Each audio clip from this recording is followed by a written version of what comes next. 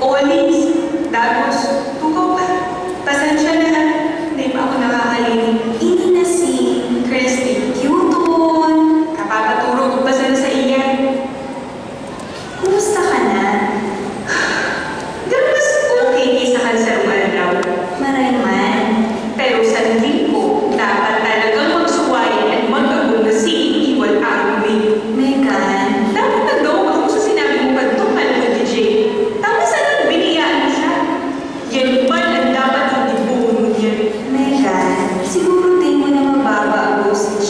Pero pwede mong ibalik ang pagkaminuutan nito kung maging mo ka ng mga pagbabago. Sabi ko sa iya, maglayas na siya. Maganda ako sa mga kwenta relasyon na ini. Hindi na ako magiging mauwa ni Jay. Sulko na ako sa iya. Pero di mo magsuko kay Jehovah. Alam niya na mas marahay kung dahil ka mo maibanan kaysa magsuwayan na may makakasuratan na dahilan. Saka, paano ang mga aki ito? Hirap maninda pag nagsuwayan ka mo. Gusto mo mapulgan sila? Imda, basta gusto ko lang makipagsuwayan. Megan, please. Kristiyano ka. Ipahiling mo ang pagtubod mo. Sunodun mo si Jehovah.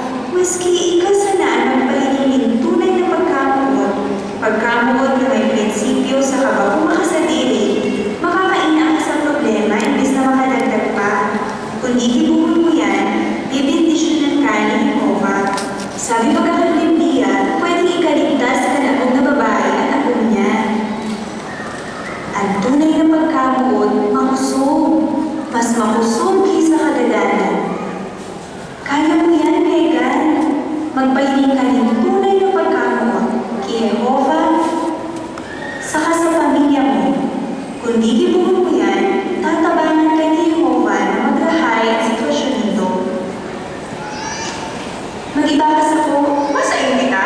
sa lugar na dahil mo pa natutumanan. Hindi ko pwedeng bayaan si Christy. Di mo man siya babayaan. Araw daw, nagsasalin kita. Pag may mahilig kitang diferensya, pinapaharay ka kung kaya ka. Ngunyan, magsalin ka sa espiritual. Tapos ihamon mo, hindi daw ang pagkatawag na gusto ko. Ang gusto ni Jehovah sa ko, hinihingo ako daw na sunodun siya. Pakalisip pinataon,